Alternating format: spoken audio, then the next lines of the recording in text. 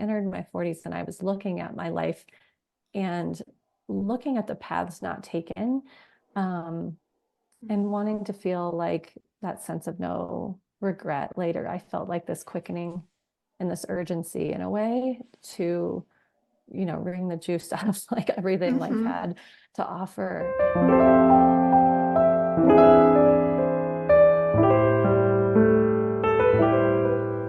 Welcome to Sensitive Stories. This episode is for educational purposes only and is not intended as a substitute for treatment with a mental health or medical professional. Let's dive in. Could you start off by telling us how and when you discovered that you're a highly sensitive person? Yeah, I suppose it was when I was a child. And I was pretty contemplative from a young age and empathic and tender. And I have memories of like a few instances that I could track back to now that I have the language for being an HSP, but I didn't, at the time. But I remember seeing the Muppet movie in the theater when it came out. I was 4 years old. And I remember bursting into tears at a couple different parts. And my mom was so confused. And one part was when Kermit was just alone and talking to himself about like a promise that he had made to his friends and to himself and not wanting to let any of them down. And he was just like walking off into this darkness, I remember. And it like touched me so much. And also feeling moved by Gonzo singing, I'm going to go back there someday. I felt like those lyrics were like reminding me of this like larger knowing that I couldn't really explain. And I couldn't explain to my mom why I was crying. And I felt pretty alone in those feelings. Yeah, whether or not that was true at the time. And I remember when I was like 6 years old, I was in my grandparents' living room where they had their Christmas tree up, and tears were just streaming down my face. And I was just like reckoning with the fact that they wouldn't be here someday for Christmas, that they wouldn't be there anymore. And then Christmas would go on without them. And I remember I like had this knowing that I needed to like clean my face up before I went back into the kitchen to join the rest of my family, so they wouldn't really know I was crying, because I didn't know how to explain like the tenderness that was happening at that age. Yeah, and I was just always like wanting to write and make art alone in my room as a kid. I still do. I'm still the same person. But I was called, too sensitive or shy by my dad, which as if that was like an insult. It was more used in a pejorative way at the time. But yeah, I just didn't really like speak up as a kid to say, like things that in the environment were harsh, like that the lights in the grocery store felt too bright, or the volume on the ads on the TV were, or like movie premieres were like too loud or overwhelming, or that the chemical perfume that they spray on you when you go to the department store, was like making me dizzy.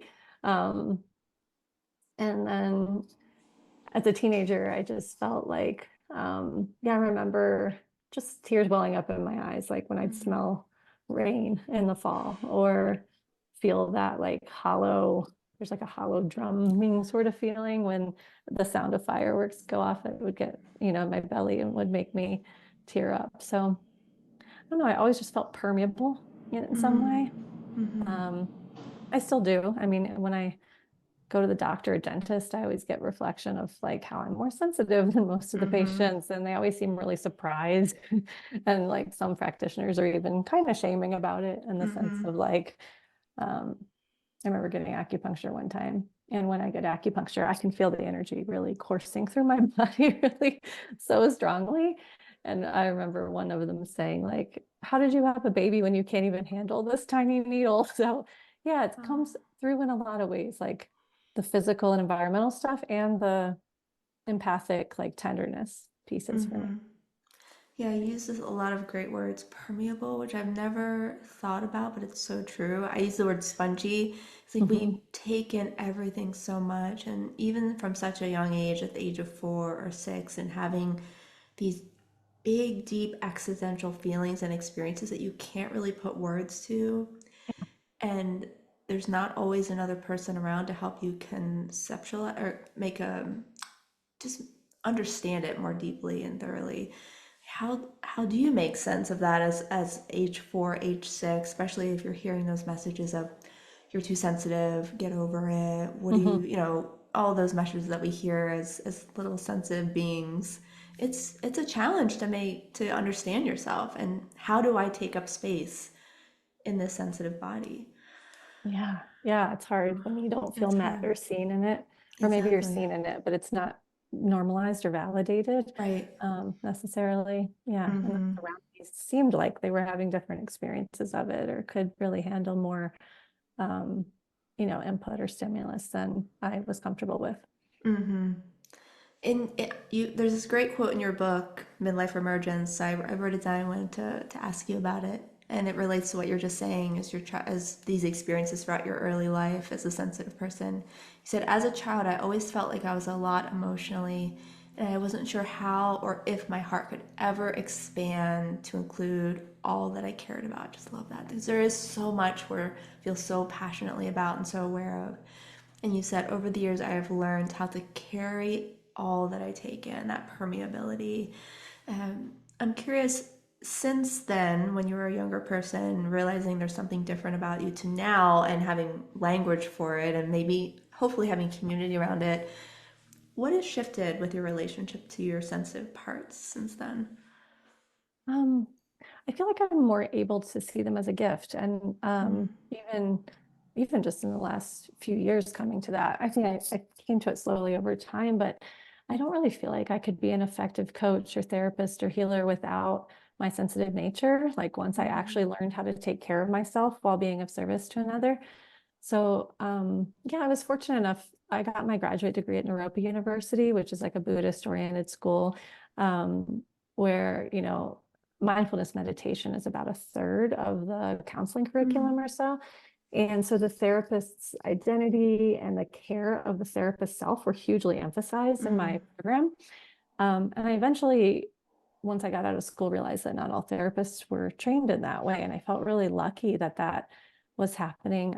So I started to facilitate a guided self-paced online program called the Soul Space series, where I help other helpers who maybe didn't get those messages or, skills in that sort of self-compassion, so they could tune into their own needs, whether or not they're highly sensitive.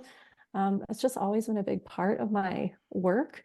Um, and I feel like it also serves me as an artist and as a mm, writer because I just try to, I guess, communicate or convey my own really acute perceptions through this like highly impressionable lens that I have. mm, Um, I like to think of it as like seeing the world through almost like a slightly fevered brain, even though I know that's not the science behind it, but it just feels like things are more vivid, like the colors mm, are more seeping and lights are more sparkling, and my ears can be pierced with like subtle sounds more, and my heart is more porous. So it's like mm, I feel like describing, whether it's in words through my writing or in images through my art, through painting, um, I feel like it's a gift that allows me the level of self-expression and mm, authenticity that I want, to be, I don't know, modeling and inviting more of in the world.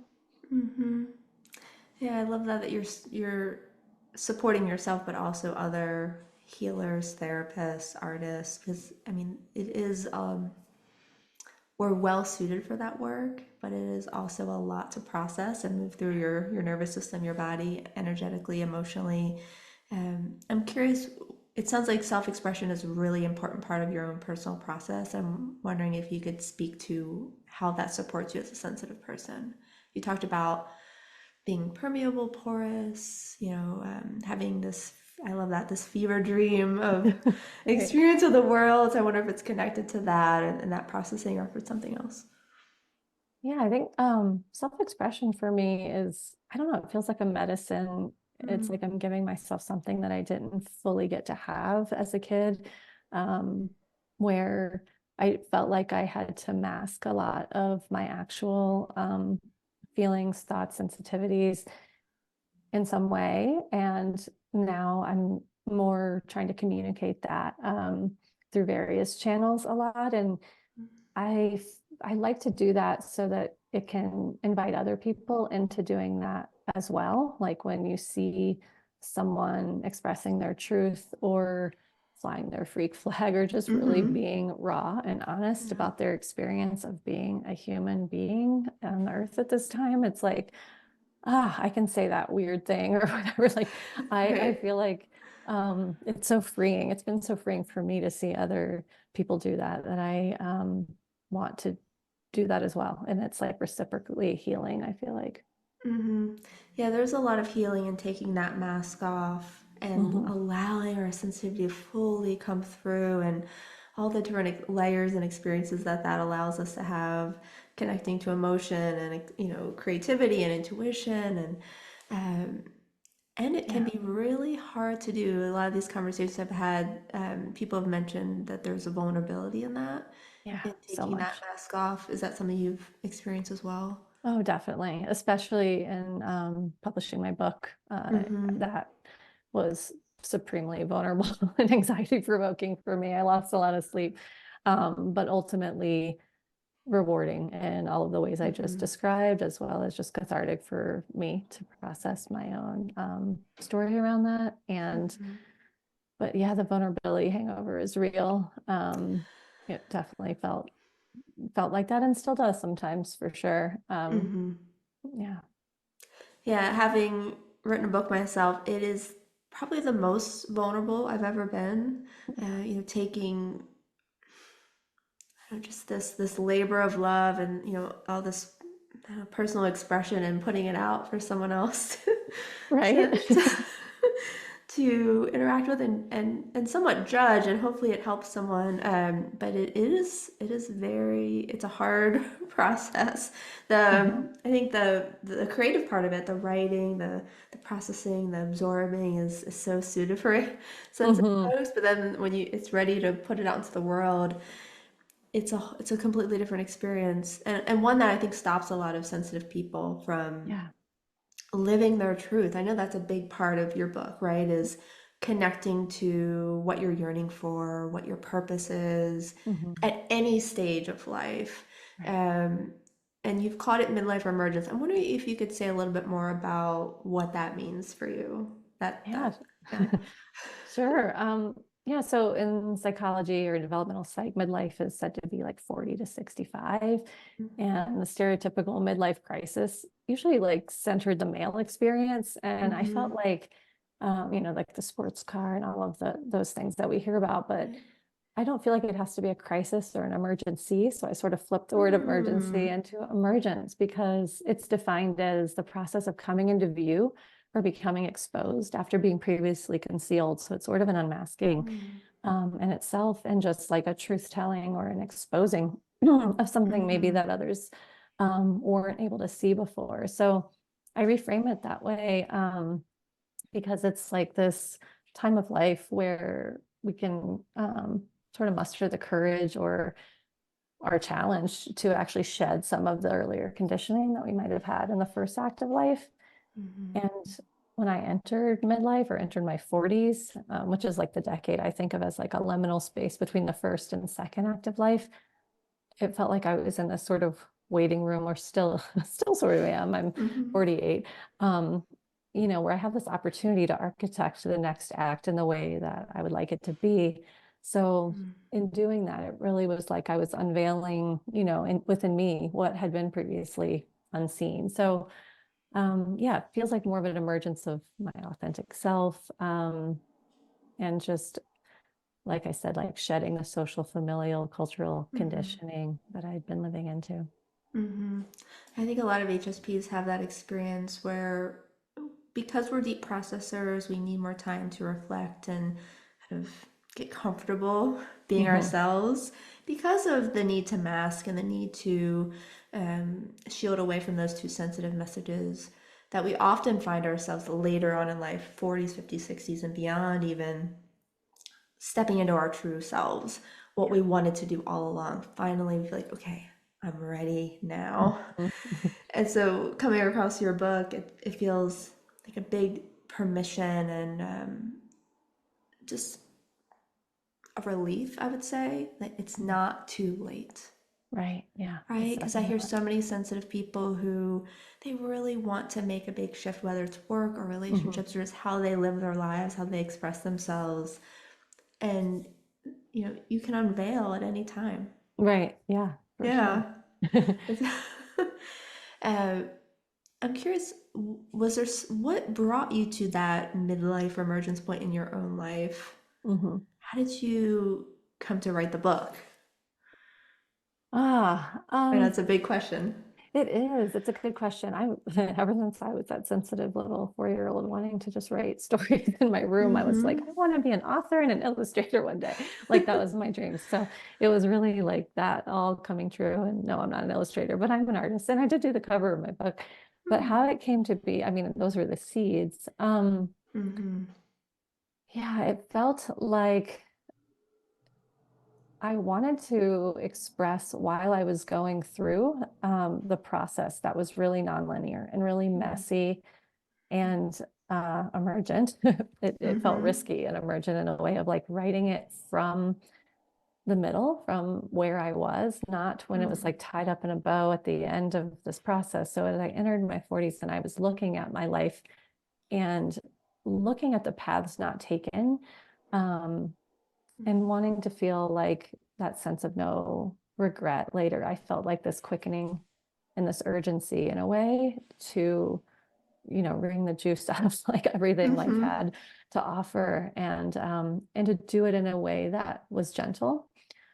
Just especially in being highly sensitive, I knew I couldn't just like set my life on fire or blow it up as a lot of people, use those sort of things. I was like, okay, what's the slow burn? Like what's burning? How do I look inside and find out like what it is that truly needs to be, what needs to change and what I want to express. Um, so I started writing it actually without knowing I was writing a book. I was doing the 100-day project on Instagram. I think I'm in Mm-hmm. my ninth or 10th year of it now, but my Mm-hmm. theme that year, I called it 100 Days of Midlife Emergence. And every day I shared like a snippet of truth from this, place where I was, coming out later in life. I was working through the idea of open marriage that my ex-husband and I were um, experimenting with, having my first queer relationship, Mm-hmm. all sorts of pieces of that, all the way through like separation and divorce. So I was like giving these little things. I mean, also like the changes in my career, a lot of things were changing all at once for me. So a few people commented on those, a lot of people did, and that resonated with them, or I would get DMs saying, oh my gosh, me too. Thanks for saying this out loud. And a few people were like, this should be a book. And I thought, oh my gosh, maybe this is that book I've Yeah. been meaning that I was meant to write. So Mm-hmm. even though it felt, yeah, like my most vulnerable personal stuff, I knew that the places where we feel most alone and maybe the most shame or vulnerability are really where we connect most deeply. And that's what I'm interested in doing in this life.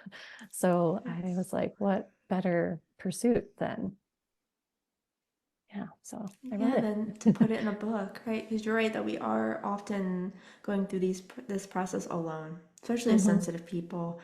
We're often feeling so different, so disconnected from what we see most other people going through, the pace or the lifestyle or just how we're moving from day to day.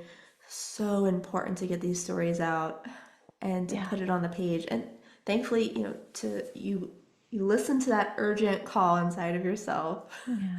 So I'm Yeah. gonna take the risk to put my story out there. Because we have books on sensitivity, but for me, I want more personal stories. Me too. Yeah. What does it actually look like? How hmm can I get there? And I love how you use the word slow burn because even when there's that urgent call, we don't have to deny our sensitivity. We can still ease in, take the Right. gentle approach. Right. So it can be both. Yeah. For me, it had to be like Mm-hmm. I couldn't ignore the burning, but I also needed to do it in a way that kept me feeling relatively safe, or Mm-hmm. even while experimenting with kind of letting go of the safe, familiar path toward what was more mysterious and unknown. It feels Mm-hmm. like there can be a gentle process in doing that, which I invite the reader into in the book. I also like to read personal stories. I read memoirs and I read like personal growth books. And so mine is a Mm-hmm. combination of the two, actually. So I Yes. invite the reader into their own process while telling my story. And everyone's process is so different. I know from my Mm-hmm. clients, it's like not linear, but there are these themes that seem universal. And that's what I was Mm. hoping to speak to. Mm. It's true. It's not usually linear, yet we still continue to move forward. When you said universal themes, I'm wondering, could you speak to that a little bit more? What were you noticing? Yeah, sure. I feel like I guess there are steps that I went through that I see other people going through before I wrote it, during and after, of like, what do you like? How do you turn inward to listen to your inner voice? And then, like, Mm. what's the next right step after that? Is it to Yeah. tell one safe person? Is it to maybe that person's a therapist or a coach? Maybe it's your best Mm-hmm. friend or your partner. And then, like, themes around looking at early childhood conditioning and then like Mm-hmm. reclaiming some things, overturning those. Welcoming the mystery is sort of a theme. Each chapter, I have Mm. 13 chapters that have different 13 themes.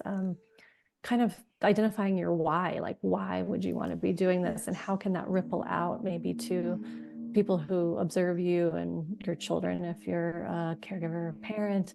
Um, yeah, and really just I mean, I outline a whole bunch of them, but what I'm saying is like it's not like 13 steps to getting through your midlife emergency. It's so not, Right.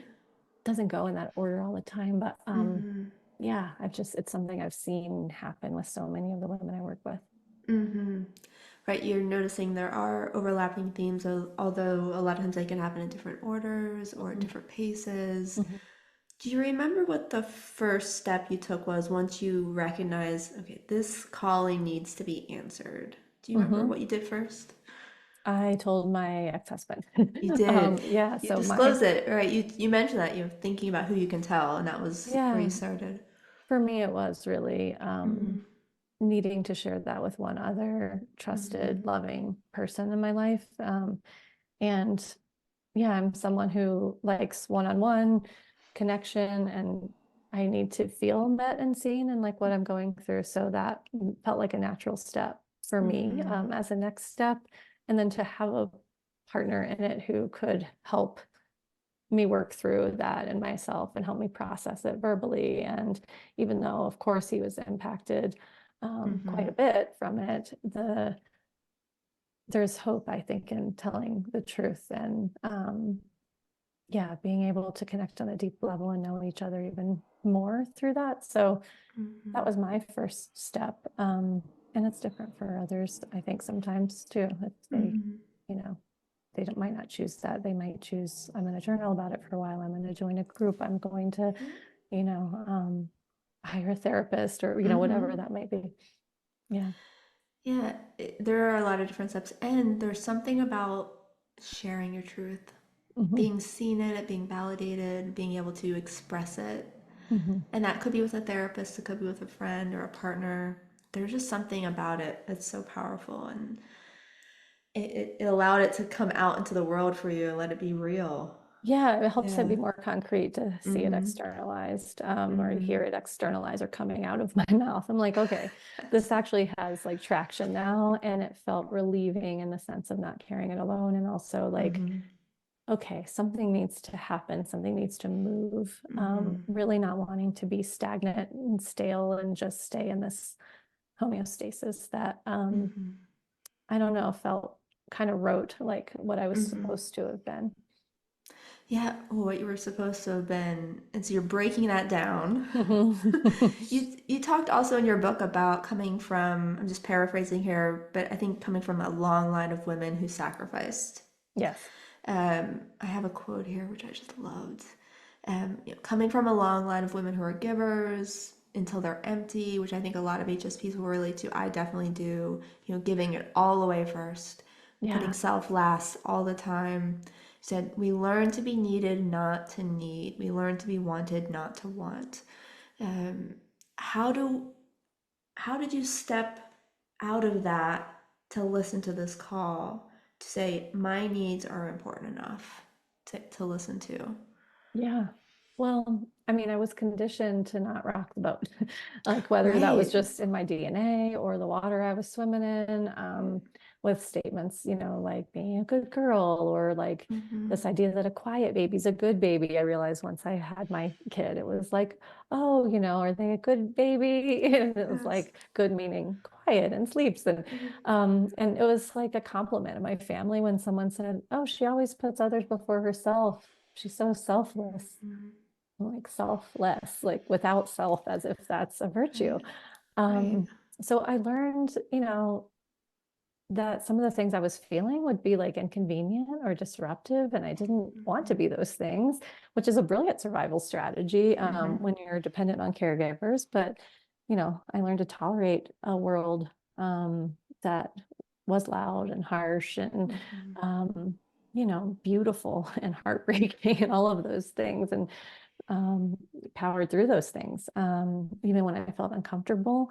Mm-hmm. And yeah, I felt like, yeah, I think the world wasn't made really to accommodate what is it, 15 to 30% or something, like somewhere Mm-hmm. in there of us who are Yeah, HS. we're yeah. Mm-hmm. So how I guess I started to find myself again in that, or to like listen internally.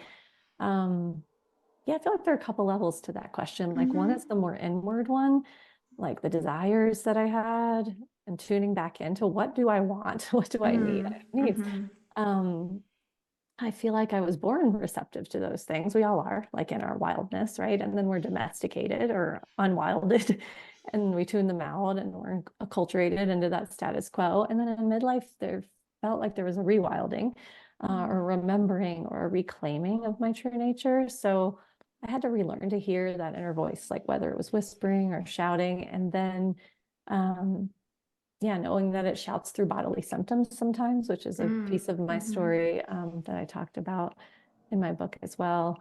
Um, yeah, and I talk about how to like how I turned my ear inward to listen, and I bring the reader through their own self-inquiry exercises like art and journaling and personal ritual to kind of begin to tune into what their desires are then. Um, and I think the other level of your question is more about like the environment of Mm-hmm.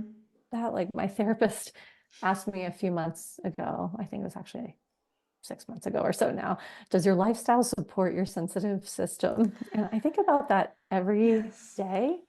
So I think the other piece of it is like how I'm learning to do that is to honor these, I guess, more delicate parts of myself that are just so receptive to every freaking thing. Mm-hmm.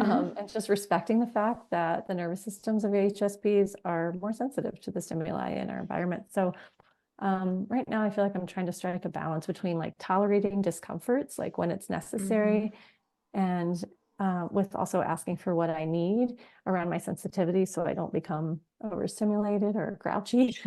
Like my Yes. girlfriend, she's really accepting of the fact that I keep my house so dimly lit with like incandescent lights, and I can't have Yes. like LED bulbs, and there are lampshades, and my teenager wears headphones, when they need loud music during the early Mm-hmm. evening hours, because that's when I am sort of blown out.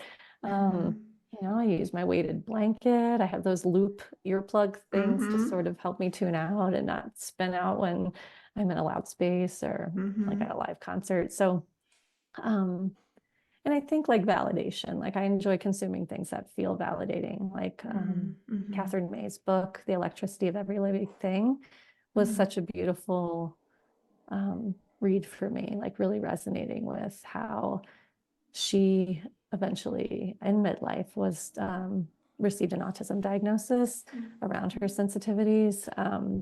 And I still have a lot of question marks about that, Mm-hmm. sort of, I don't know, like that spectrum and where this Yeah. is, or if, um, and Mm-hmm. then like podcasts like this, and there are a few Substacks that I like. So Mm-hmm. I think that like little tweaks like that and advocating for my needs, um, on in both of those ways are a big relief for me. Mm-hmm. And just learning to assert my preferences, at least in my own home, because we all need like a sanctuary. Yes. And when we go out into the world, it's not built for us. So Mm-mm. yeah, it feels like doing that where I can, and then stepping out of my comfort zone too to stretch and grow, because I think Mm, that you know, I think that there are definite places to do that, and I've done a lot of that. But I don't think we have to, in the sense of like having it be like tolerating like what's harsh or loud on our soft systems. mm-hmm. Yeah, finding that balance of comfort and edginess, Right. Yeah. where there's growth, but also you're supporting your nervous system, your need for a slower pace, for Hmm. processing all of that. And I love that, can you assert your preferences at least at home? Hmm. Right. Where it might be a little safer. And I'm also Yeah. always telling my wife we need to turn off the overhead lights. Right. Yeah. I always have it off and it's dim. And if I go Mhm. out and come back and my girlfriend's been here by herself, she'll have the overhead lights on. She'll have like, Sports Mhm. Center blasting. I call it Oh the Yelling yeah. Man show. I'm like not, you know, um, athletic or sporty in any way, but like, she'll be like on the computer, Mhm. multitasking, texting, listening to Sports Center, overhead Yes. lights. And I'm like, oh, and she's like, oh, hi, sorry. Like, turns on the thing. Which, like she needs to be able to have that environment too. Right. But it's kind of a funny like juxtaposition to how I am when Yes. I'm here. I'm like, oh, a candle and the volume's really low. Yeah. Exactly. It's almost dark for me. Yeah, me too. Me too. Yeah, just having that, I just think of home as sanctuary and just having that space you can come home to and just fully Mhm. take off the mask or fully let your nervous system unwind. Yeah. And I really appreciate that you said, having these practices, these rituals that help you come back to self, to tune in. What do I need? Because it's probably not a question you've had a lot of experience asking yourself. I'm saying that to the general you, in Right. our HSP community. We're not, we're really conditioned to, I don't know, just assimilate to other people's needs. We're Very. shapeshifters in a sense, Hmm. chameleons. And then you get to a point where you can't tolerate it anymore. A lot of times I had that. I was like, okay, I need to live in a different way. Hmm. Yeah. And yeah, as I've gotten into my 40s now, it is a lot easier. It is. It is. There's something about this time of life where it's like, Mm-hmm. well, I mean, I think that it makes total sense and developmentally and Mm-hmm. psychology of like having this individuation process again, or a second adolescence sort of Yes. a situation of like really um, individuating from social and cultural messaging and tuning Mm-hmm. back into the self. And then when we do that and we find, oh, I do have an inner compass, and maybe I've even someone like me, or I feel like I've been in therapy my whole adult life. I've Mm-hmm. become a therapist. I've been doing self-inquiry work and personal growth work for decades, and still was abandoning myself in favor of making other people comfortable, or for me seeming like to be assimilating in social environments so that maybe I Mm-hmm. wouldn't be as anxious or Mm-hmm. weird. So Right. yeah, I guess I got to a point where it's like, why would I do that to myself? Mm-hmm. Or why be that around others? Like it could actually free them up as well. That's a good point. I think the assumption is we're taking care of others, making them more comfortable, more safe. Mhm. But what are we actually doing when we mask? Yeah, I think we're playing into like normie mainstream culture and making it so Yeah. that everyone sort of needs to assimilate, where it feels like that's the opposite direction that I Mm-hmm. would like to be going, at least. Making space for all sorts of difference is really Mm-hmm. so key to coexisting on this planet. So, and in a way that isn't going to make everyone internalize everything and have it come out sideways, physically or emotionally, mental health wise. Like, if we could all actually be ourselves and our true Yeah. selves, and then we could actually know each other more deeply. So, Mm-hmm. There's so yeah. much that becomes available when we're more Mm. authentic. Totally. There's, I don't know, I feel like there's just more opportunity for deep connection and seeing each other, experiencing each other. And then we also get to have those sensitive gifts that we talked about come through. Yeah. It's such a, it just really hurts me that we're covering up so much. Yeah. All of, our beautiful intuition and creativity and emotionality and just insights that we bring to the world that are so needed. We think we have to assimilate and be like everyone else, but yet it's such a sacrifice for not just us, for everybody. Because Right. like you said, we need that difference. It's so important. Right. Yeah. And like, I love the quote by Glennon Doyle where she says, there's no such thing as one way liberation. And I feel like Mm. that's sort of what modeling that does. It's like in freeing myself, it helps other people free themselves too. And not just me, Mm-hmm. but like when I see someone else doing that, it helps me feel more liberated. It's true. It gives safety or permission for that. Yeah, for Yeah. sure. So we have both been in therapy. We're both therapists. Mhm. Yeah. uh, but I'm just curious for maybe someone who's just beginning to set down that tendency to self-sacrifice, who's just starting to maybe feel that urge to reconnect with self. How do you start to find yourself again? How do you start to tune in? You talked about kind of tuning back in, listening to yourself. Where do you start to reconnect with your needs? Oh, yeah. I mean, And that's a I big don't, question. it is.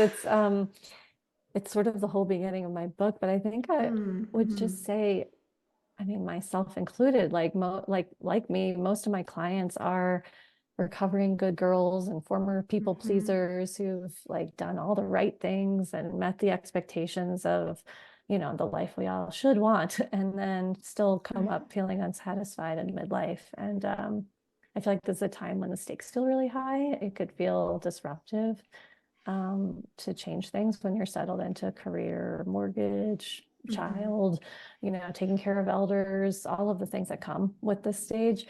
But we don't really have the models or roadmaps or cheerleaders that help us to unfurl into this more Mm-hmm. expansive, aligned way of being in the world. And that's what tempts us to stay in our safe, sleepy, stagnant habits, because it's really Mm-hmm. difficult to face that inner voice. That might wonder, is this all there is? Or to admit to yourself that you might want a different kind of life.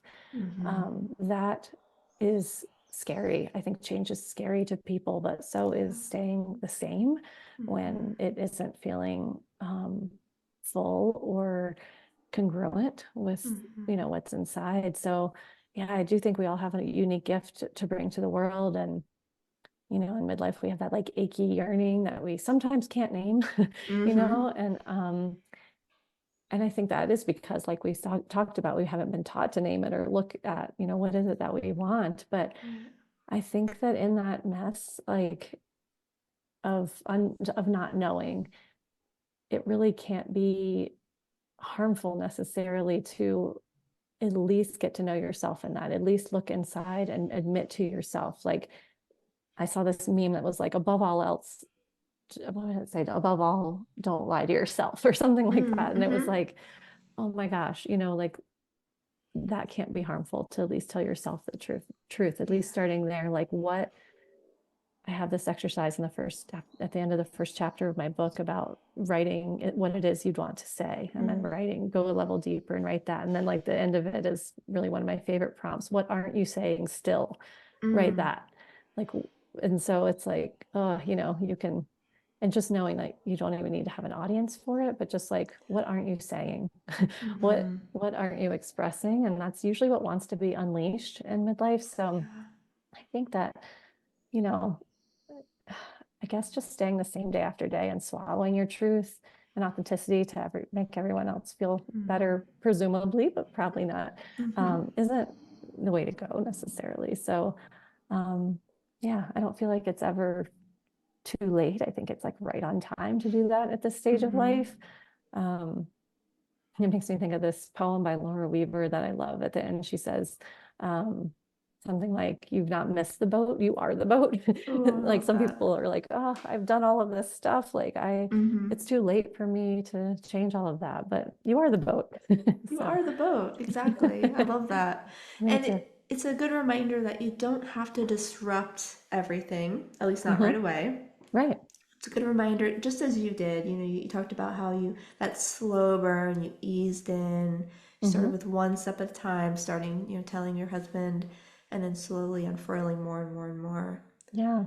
That's the pace that you can go at. It doesn't Right. have to be all or nothing. I'm staying in this completely, or I'm completely disrupting my whole entire life and all my relationships and my work.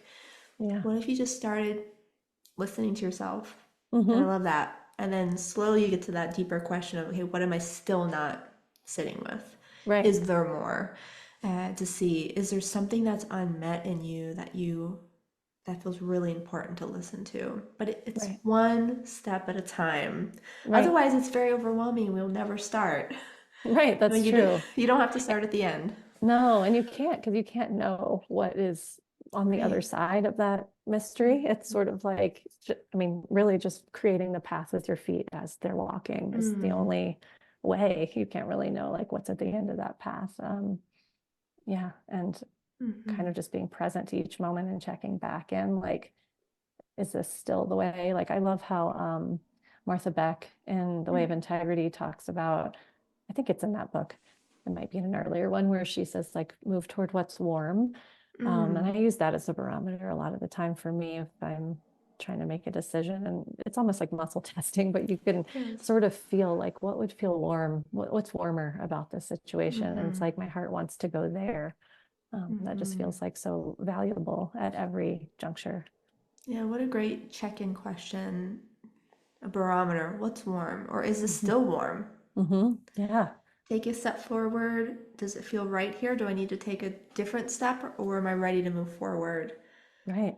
Or That's a, pause and or really honor the pause. ebb of like, Yes, okay, I need to just be still for a minute and curl into a ball, pet my exactly. cat. Exactly. Get under the weighted blanket. Mhm. Yeah, that's where I It's go. true. Me too. Could not live without my weighted blanket. Me too. That's such a good reminder that, especially for an HSP, take a step, pause, digest, process, and then look, what do I want to do for my next step? That's it. If anything, that's it. Hmm.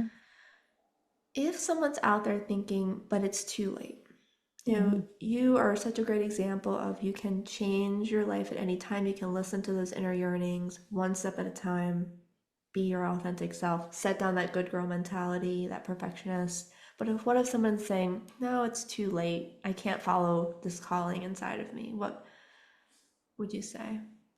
Well, you are the boat. It's You are not the too late. You boat. can't miss the boat. Exactly. Yeah, I feel It's a good like reminder. it's never too late. I mean, Mm-hmm. in my work, I work with people of all ages, and I have been like, I have a couple clients who are in their 60s, even late 60s, which is Mm-hmm. outside of like the developmental psych thing of like, this is midlife, but it's also like, who's to say? I mean, really, Mm-hmm. that's just wherever you find yourself when you kind of awaken to there's more. What is it? Yeah. Like, I want more truth and grit and depth and meaning and Mm-hmm. passion or whatever it is for that person. Then like, what would leave you with no regrets? Go get that. Like, how can we do that? What is a way to do that that's manageable and sustainable and doesn't necessarily, shirk the responsibilities you've taken on? Because I think that's what people mean when they say it's too late. It's like, I've already been this person, this dependable person to all of these people in this Yeah. specific way for Mm-hmm. this long. I can't abandon all of that right now. Right. And in doing so, like engaging in a self-abandonment that might feel or be more unconscious. Mm-hmm. So I think that, yeah, it's just to, I guess, be able to honor the self and that we change just like everything in nature. And Mm-hmm. um, I hope I don't butcher it, Yeah. but I'm thinking about my favorite poet, Andrea Gibson, who talks about Oh, how like yes. being able to love someone is like asking them, who are you now? And who are you now? And Mm. who are you now over and over? And Mm-hmm. obviously they say it with much better words than I just did. But I think about that a lot because like allowing the people we love to really be new every day and to be curious about then like, who are you? Almost as though they're a Mm-hmm. stranger. And then being able to do that for yourself.